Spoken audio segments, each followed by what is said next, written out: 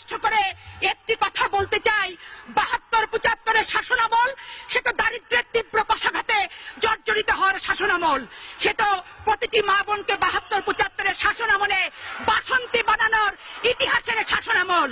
মা তার সন্তানের ক্ষুধা মিটাতে না পেরে কচুর লতি সিদ্ধ করে তাতে বিষ মিশিয়ে সপরিবারে সেদিন আত্মহত্যা করেছিল।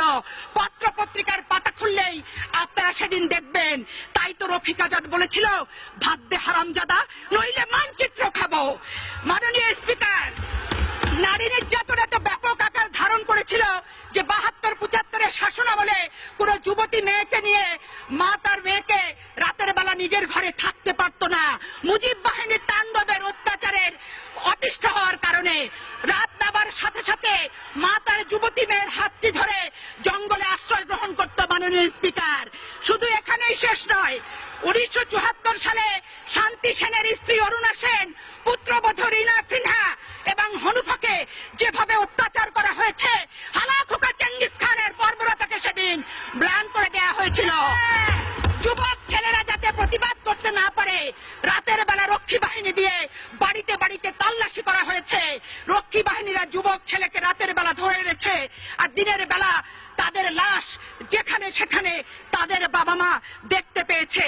আজকে কথায় কথায় যারা বলেন যে জিয়াউর রহমান নাকি বাংলাদেশে খুনিদের খুন করেছে, আজকে তাদের উদ্দেশ্যে বলতে চাই, ৭২-৭৫-এর শাসনামল তৎকালীন পত্র পত্রিকা, বিদেশি বিশেষজ্ঞদের, জার্নালিস্টদের যদি মন্তব্য করেন, নিজের চেহারাটা আয়নায় আপনারাই সত্যিকার অর্থে দেখতে পাবেন যে ৭২-৭৫ সালে কারা বাংলাদেশে খুনের রাজত্ব কায়েম করেছিল।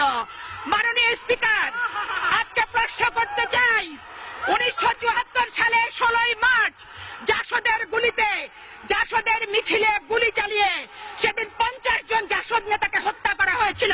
শুধু তাই নয়, জাসদের অফিসে সেদিন আগুন ধরানো হয়েছিল, তাদের পত্রিকা গণকণ্ঠ সেদিন সিজ করা হয়েছিল।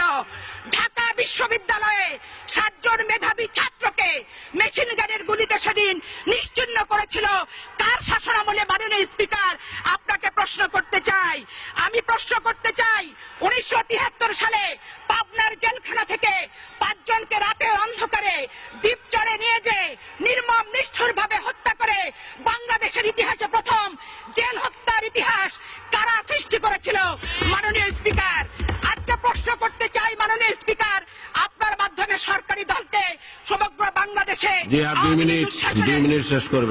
লীগ দুঃশাসনের বিরুদ্ধে, আওয়ামী লীগ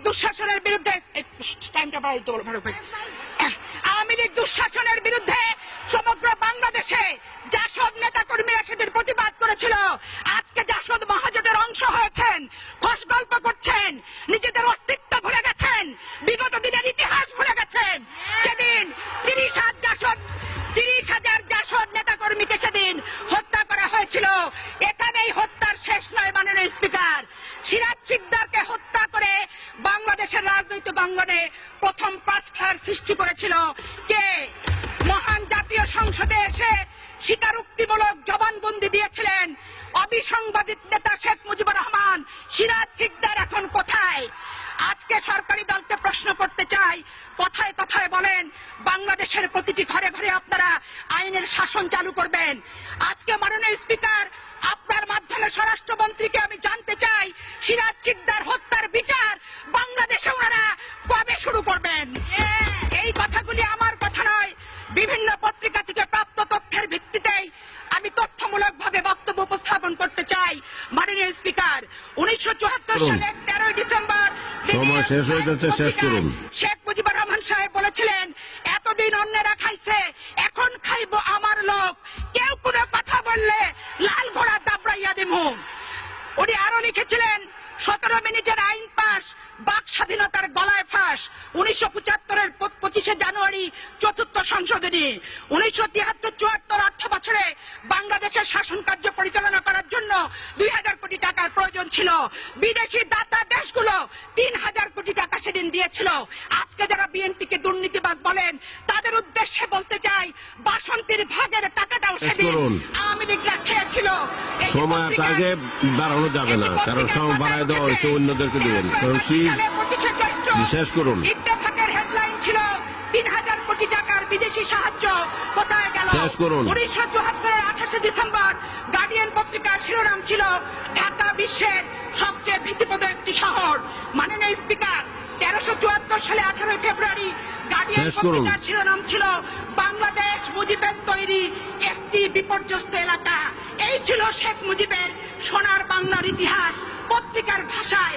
মাননীয় স্পিকার, 1974 22 সেপ্টেম্বর শেষ করুন। সানডে টাইমসে লেখা হয়েছিল বাংলাদেশ আজ দেউলিয়াত্বের পথে।